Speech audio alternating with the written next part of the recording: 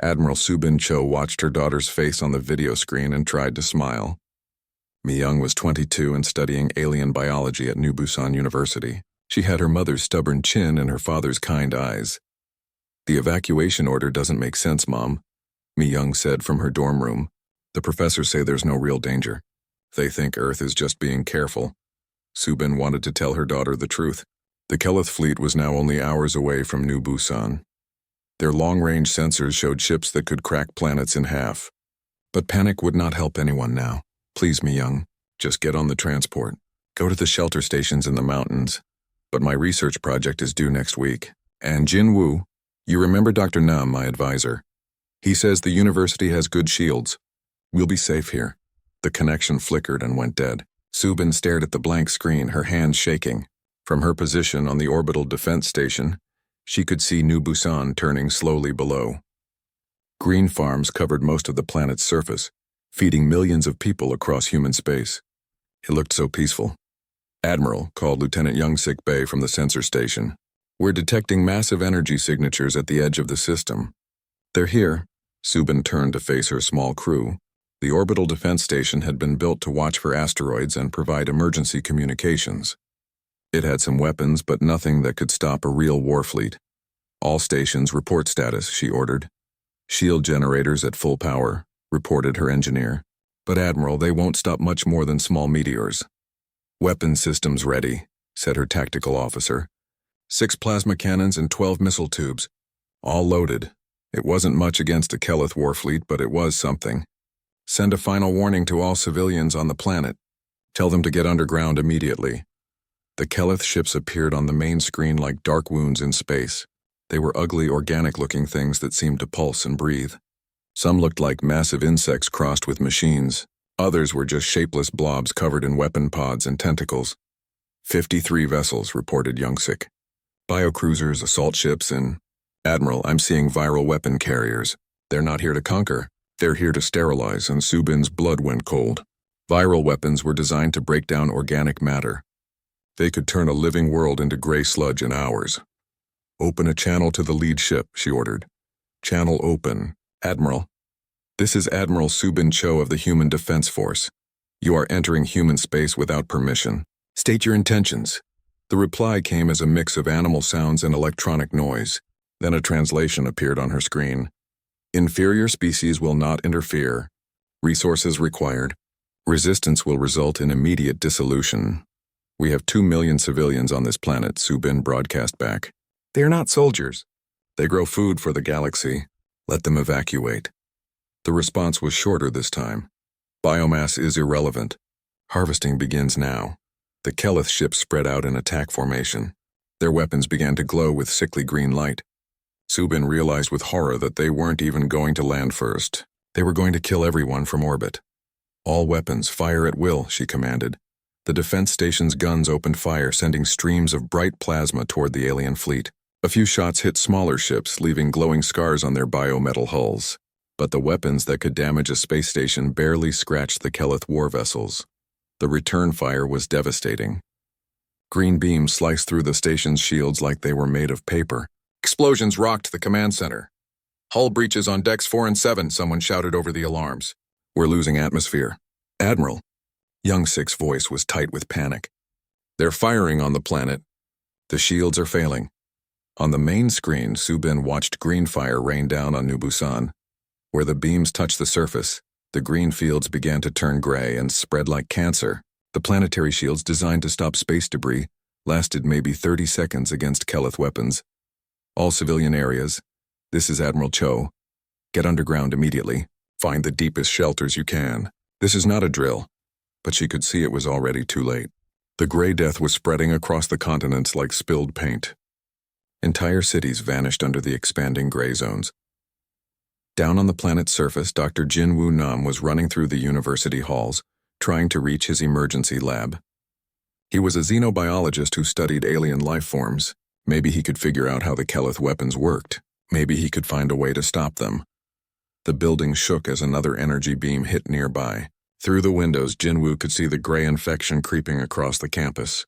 Trees, grass, even the concrete was dissolving into lifeless sludge. He reached his lab and started recording everything he could see through his microscopes. The Keleth virus attacked anything organic, breaking down complex molecules into basic compounds.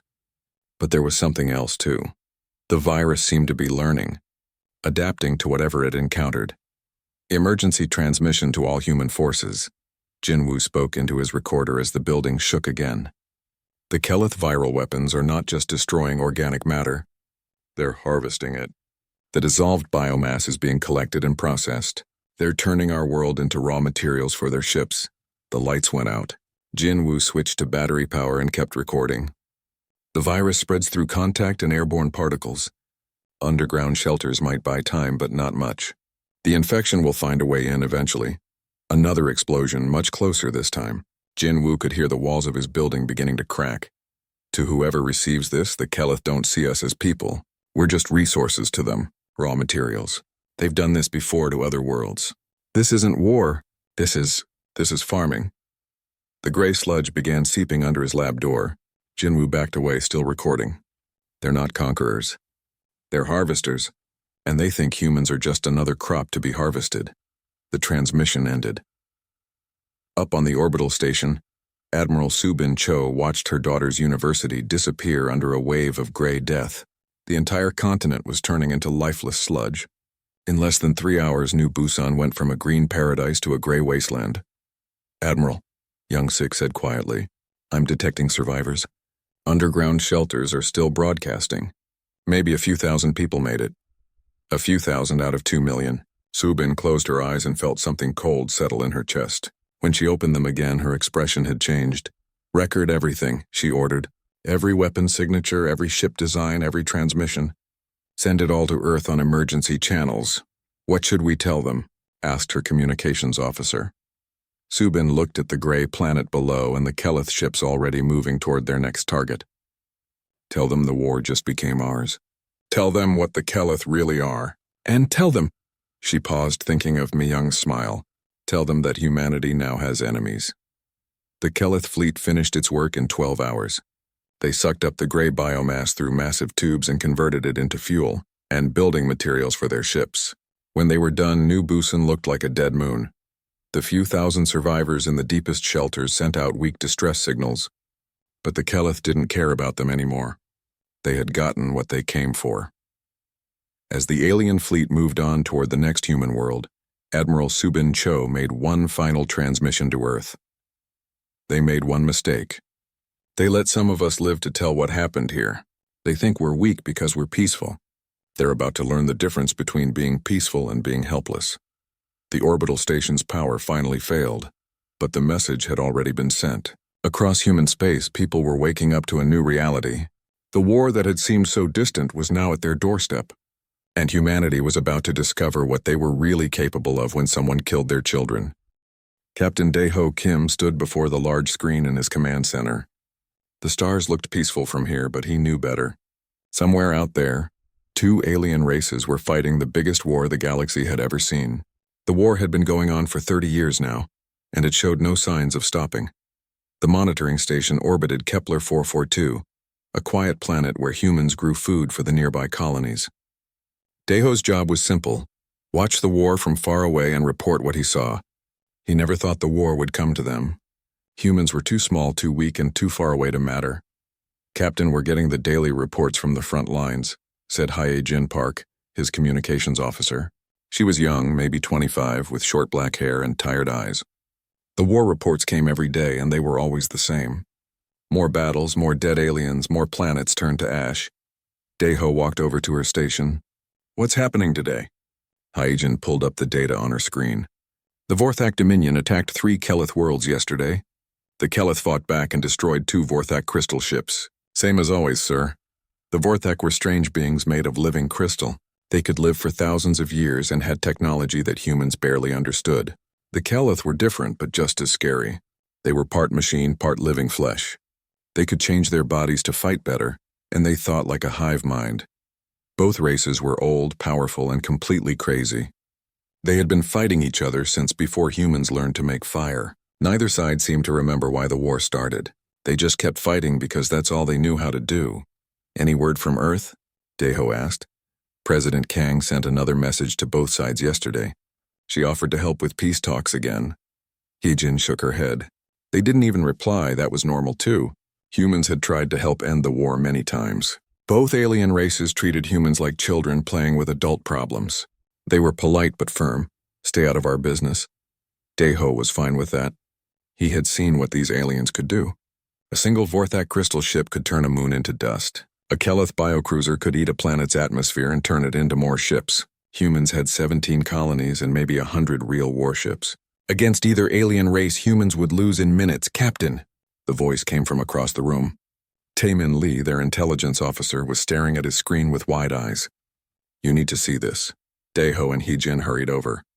Taemin was the smartest person on the station. If something worried him, it was serious. What is it? Daeho asked. Taemin pointed at his screen. It showed a map of nearby space with moving dots representing ships. Long-range sensors just picked this up. There's a huge fleet moving toward human space. Daeho looked at the screen. The dots were red, which meant Keleth. There were a lot of them, maybe 50 ships of different sizes. Where are they going? That's the problem, sir. Their path will take them right through our colonies. But look at this. Taemin switched to another screen showing communication signals. I've been listening to their transmissions. They're not just running away from a battle. What do you mean? Heejin asked. Taemin played an audio file. The sounds were strange, like animals growling mixed with machine noises. I can't translate all of it, but I caught some key words. They're talking about resources and soft targets and easy harvest. A cold feeling grew in Daeho's stomach. They're talking about using our colonies. It gets worse, Taemin continued. He brought up another file. This transmission mentioned New Busan by name. They know about our agricultural world. They know how many people live there. New Busan was humanity's most important farming planet. Over 2 million people lived there, growing food for all the human colonies. It was also one of the least defended worlds. The people there were farmers and scientists, not soldiers. Maybe they just want to trade, Heejin said hopefully. Taemin shook his head. The Keleth don't trade. They take what they need, and if something gets in their way. He didn't finish the sentence. He didn't need to. Daeho sat down heavily in his chair. For 30 years, humans had watched the war from a safe distance. They sold food and supplies to both sides sometimes, but they never picked a side. They never got involved in the fighting. Both alien races ignored humans because humans were too weak to matter. But now it looked like that was changing. Send a message to Earth immediately, Daeho ordered. Tell them what we found, and send a warning to New Busan. What should I tell them? Heejin asked. Tell them to get ready. Tell them to evacuate if they can. And tell them, Daeho paused, thinking. Tell them that 30 years of peace might be ending. Heejin started typing the message. Her hands were shaking slightly. They all knew what this meant. If the Keleth attacked a human world, humanity would have to choose. They could surrender and hope for mercy, or they could fight back against an enemy that could destroy planets. Neither choice looked good.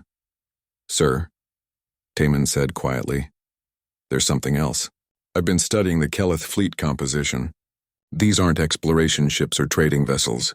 These are warships. Heavy biocruisers, assault pods, viral weapon carriers. This is a fleet designed to destroy everything it encounters. How long until they reach New Busan?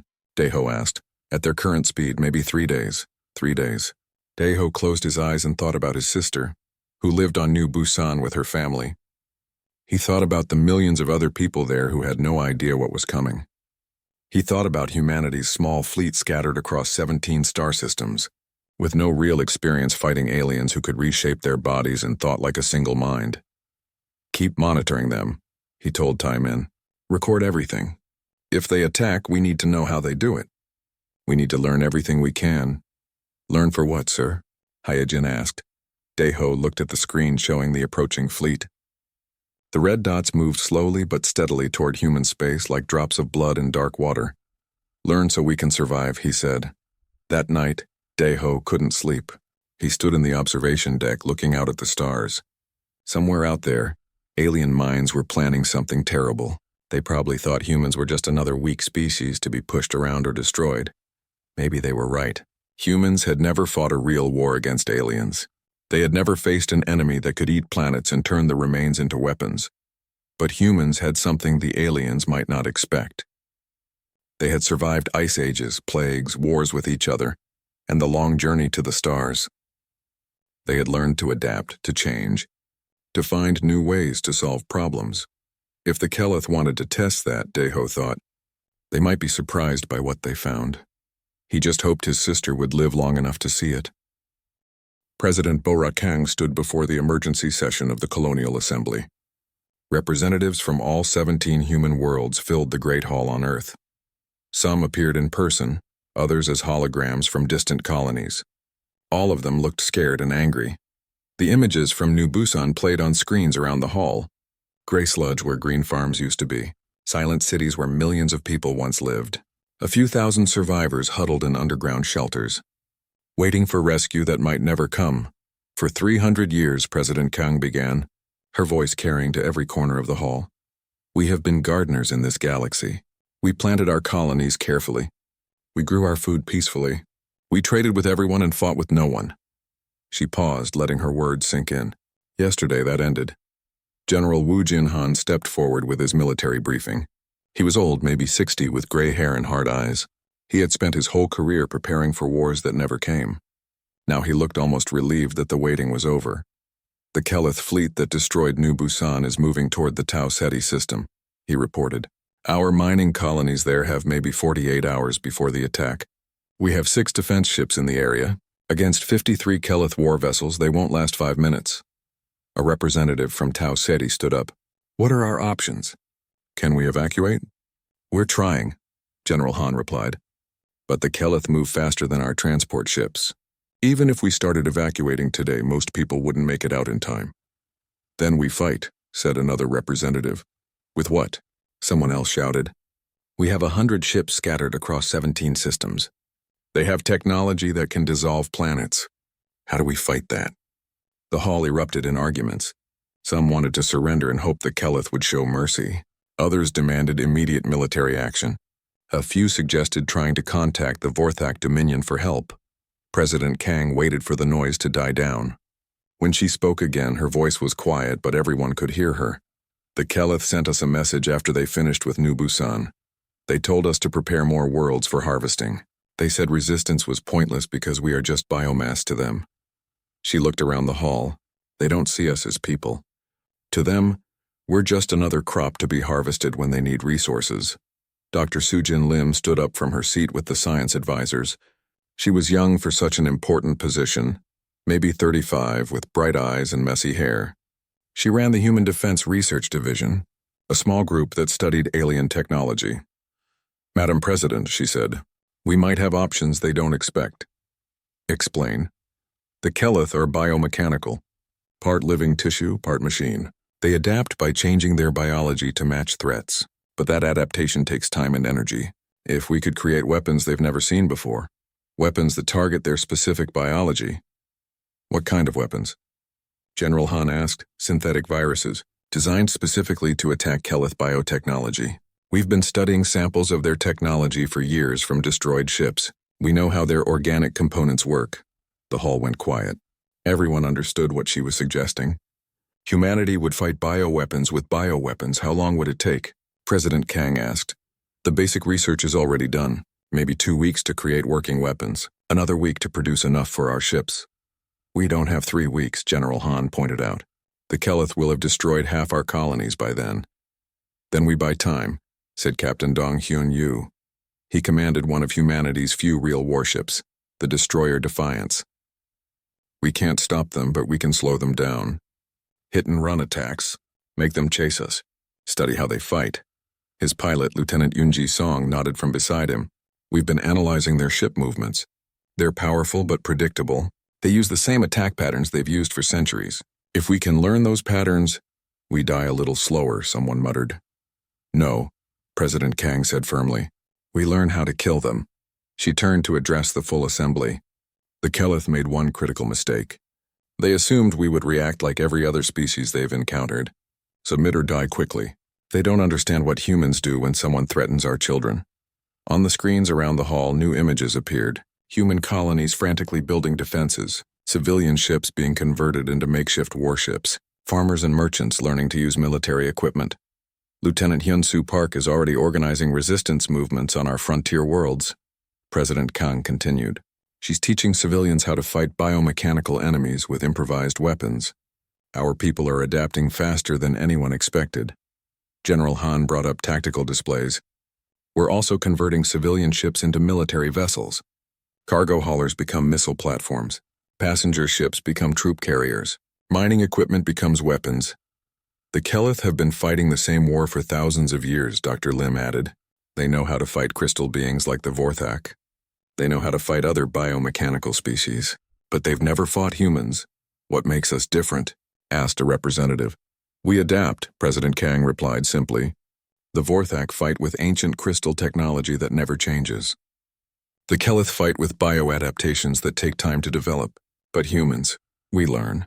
We change our tactics in the middle of battle.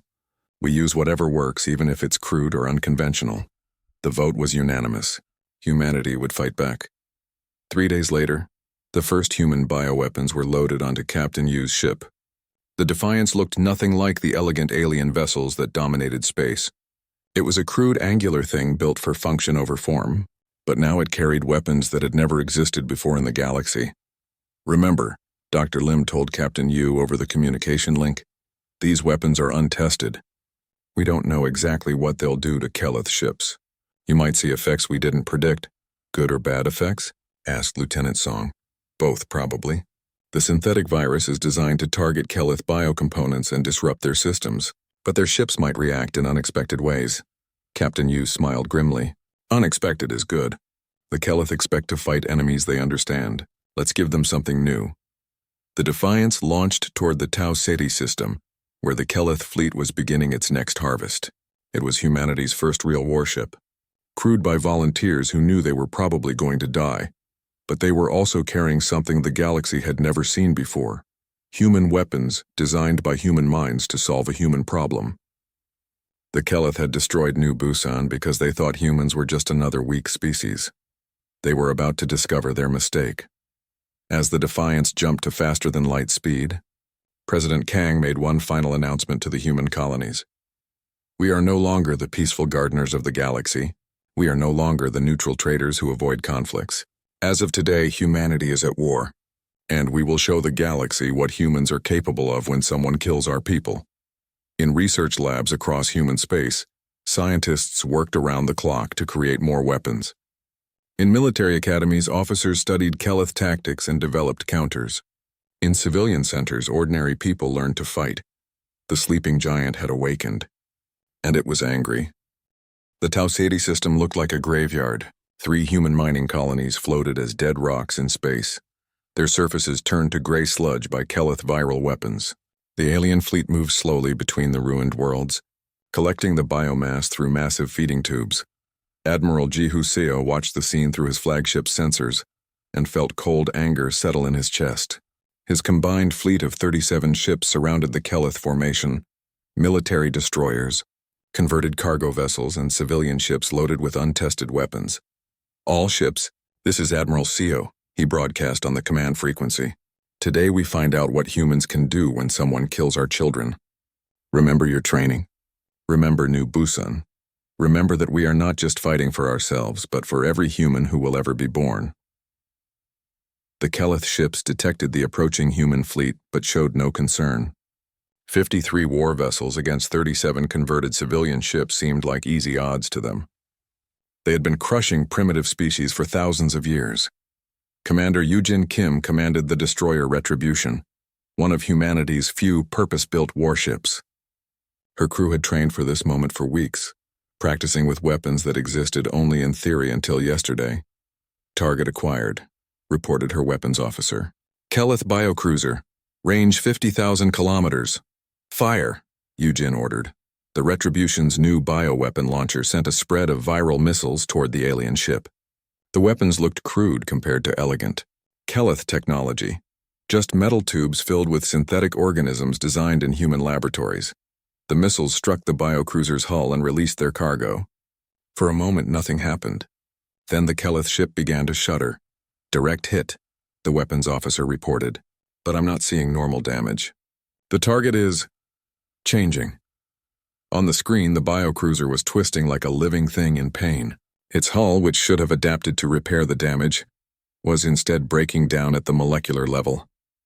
The synthetic virus was attacking the ship's organic components, turning them against the mechanical parts. "It's working," Eugen whispered. "The virus is disrupting their biomechanical integration." The Keleth ship tried to return fire, but its weapon systems were failing as organic control nodes dissolved.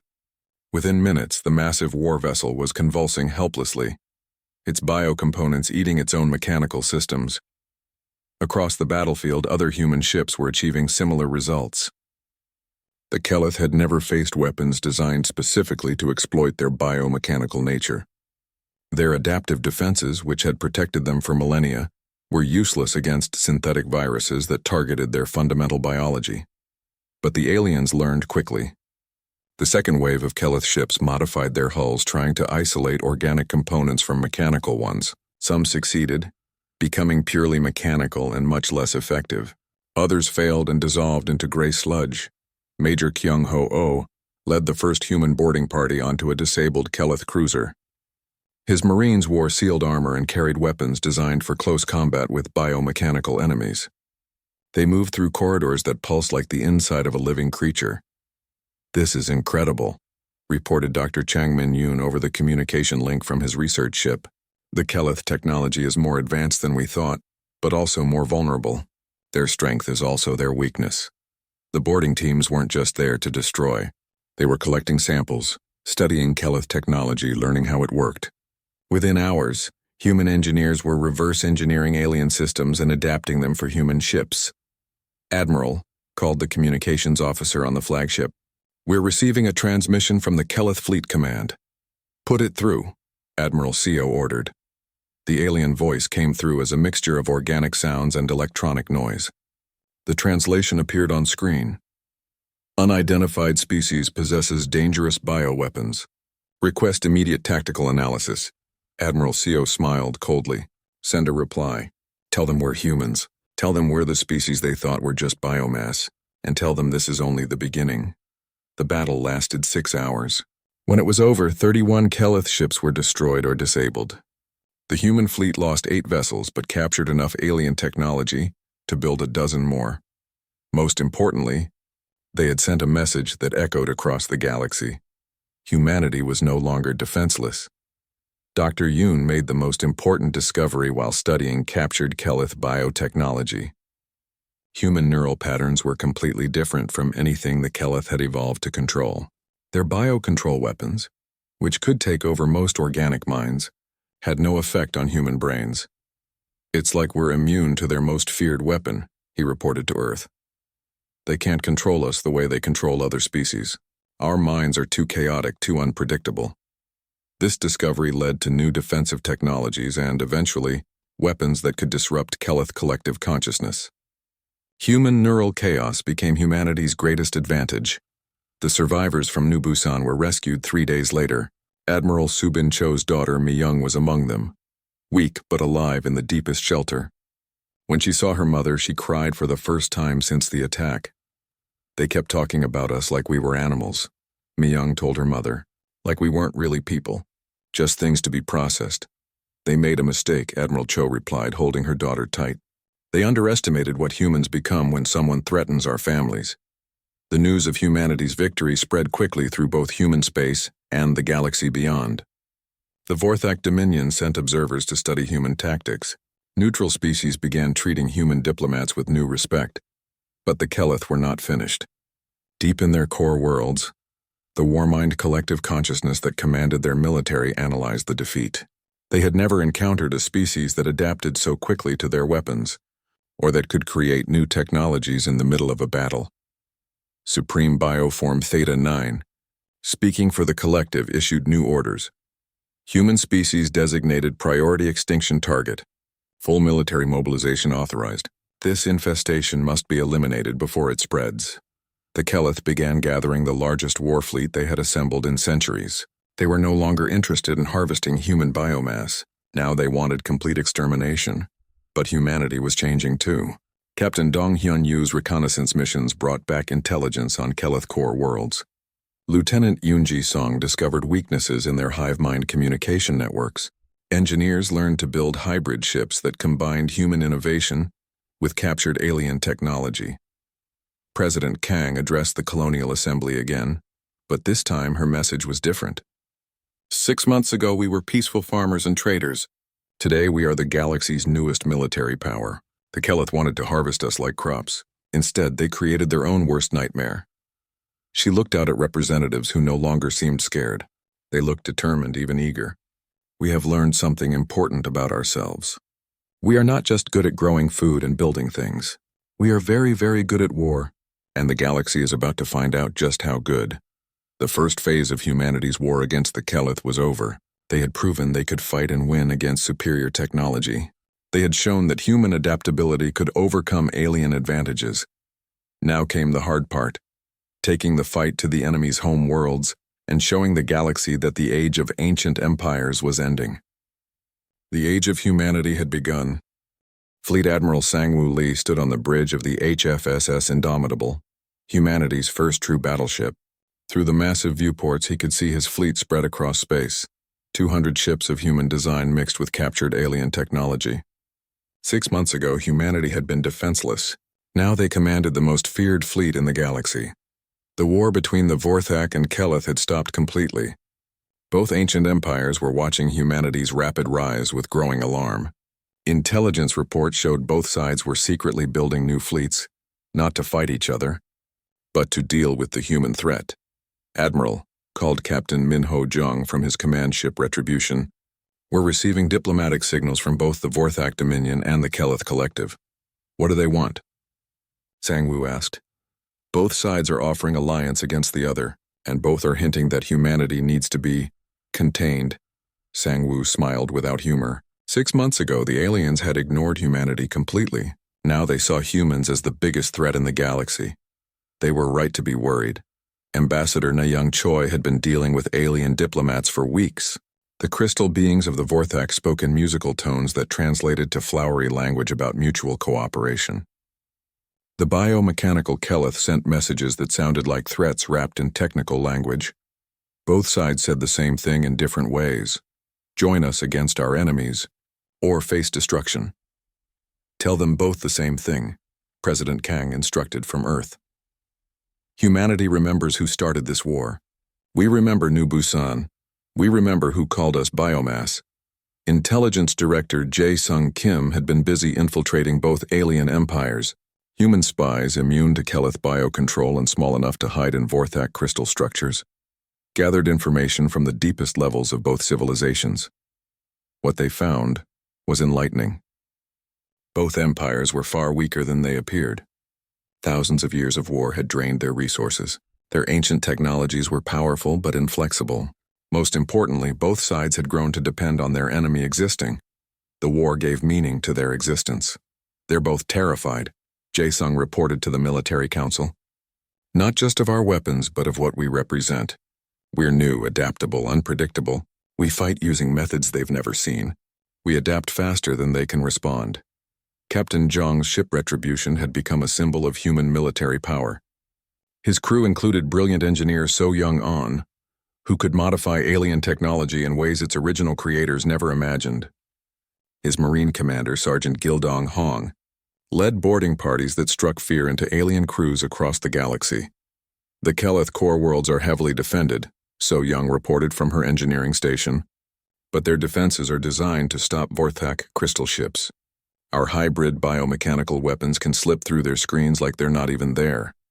The human strategy was brutal in its simplicity: attack both empires simultaneously. While they were distracted fighting humanity, they couldn't reinforce each other. While they were trying to adapt to human tactics, they were vulnerable to conventional attacks from their ancient enemies. The Battle of Keleth Prime began at dawn, local time. Captain Jong led a strike force of 50 ships against the most heavily defended world in Keleth space. The planet's biomechanical defense grid could stop any normal attack. But human weapons weren't normal. Deploy the neural disruptors, Jong ordered. Devices based on human brain patterns sent chaotic signals toward the planet's collective consciousness. The Keleth had evolved to think as one mind, but human thoughts were too random. too chaotic for their systems to process. The planetary defense grid began attacking itself as contradictory orders flooded the network. In the confusion, human ships slipped through and began their bombardment. "This is incredible," reported So Young as she watched the battle data. "Their entire defense system is collapsing because it can't handle human pattern chaos." But the real shock came when the planetary population began surrendering. For the first time in their history, individual Keleth were breaking away from the collective consciousness, choosing survival over unity. Meanwhile, Admiral Heiwan Shin was defending Earth against the largest alien fleet ever assembled. The Vorthak and Keleth had finally done something they hadn't managed in thousands of years. They were working together, united by their fear of humanity. 3,000 alien ships approaching Earth, reported her tactical officer. "Combined Vorthak and Keleth forces. They're not holding anything back." "Neither are we," Admiral Shin replied. "All defense stations, all orbital platforms, all ships, everything we have. Today we show the galaxy what humans do when someone comes for our home." The Battle of Earth lasted 18 hours and became the largest space engagement in galactic history. Human ships, outnumbered 10-1, used every advantage they had: superior adaptability, unpredictable tactics, and weapons the aliens couldn't counter. The turning point came when Sergeant Hong's Marines boarded the Vorthak command ship and captured their war crystal, the ancient artifact that coordinated their fleet. Without central command, the crystal ships began attacking randomly, sometimes hitting their Keleth allies. At the same time, human neural disruptors were turning the Keleth collective consciousness against itself. Bioships began consuming each other as conflicting orders created chaos in their hive mind. "Both alien fleets are breaking apart," reported the communications officer. "They're retreating on all fronts." But Admiral Shin wasn't finished. "All ships pursue. We end this now." The human fleet chased the retreating aliens across 3 star systems, destroying ships that had terrorized the galaxy for millennia. When the survivors finally escaped, they carried a message back to their empires. Humanity was no longer content to defend. Now they were hunting. President Kang stood before the Galactic Council for the first time. The Great Chamber had been built by ancient civilizations to discuss matters too important for any single species. Representatives from hundreds of worlds watched as the human leader took her place at the podium. For thousands of years, the council had been dominated by the Vorthak and Keleth. Their war had shaped galactic politics, with smaller species choosing sides or hiding in neutral zones. Now everything was different. For 3 decades, President Kang began, this council watched as 2 ancient empires turned dozens of worlds into battlefields. You called it inevitable. You called it the natural order. She looked around the chamber at representatives who had once ignored human diplomatic messages. 6 months ago, these same empires decided that humanity was just another resource to be harvested. They attacked our worlds, killed our people, and called us biomass. The chamber was completely silent. They made one mistake. They let some of us survive. And now they know what humans become when someone threatens our children. Images appeared on the chamber's screens. Human fleets patrolling space once controlled by ancient empires. Keleth world surrendering without a fight. Vorthak crystal ships fleeing from human vessels half their size. The age of ancient empires is ending. President Kang continued. The galaxy now has a new dominant species. We didn't ask for this role. We were content to grow our food and build our colonies in peace. She paused, looking directly at the camera that would broadcast her words across the galaxy. But you made it our war. You forced us to become something we never wanted to be, and now you'll learn what humans do to those who hurt our people. The vote was unanimous. Humanity was granted full membership in the Galactic Council, along with all the rights and responsibilities of a major power. As President Kang left the chamber, she was approached by ambassadors from dozens of worlds. Some offered alliance, others begged for protection. A few threatened retaliation. She listened politely to all of them, then gave the same answer she had prepared months ago. The war wasn't ours, she said simply, but you made it ours, and now the galaxy belongs to whoever is strong enough to hold it. Behind her, human ships moved through space that had once belonged to ancient enemies. The farmers and traders had become the galaxy's apex predators, and they were still adapting, still learning, still becoming something the galaxy had never seen before. The age of humanity had begun. and the galaxy would never be the same.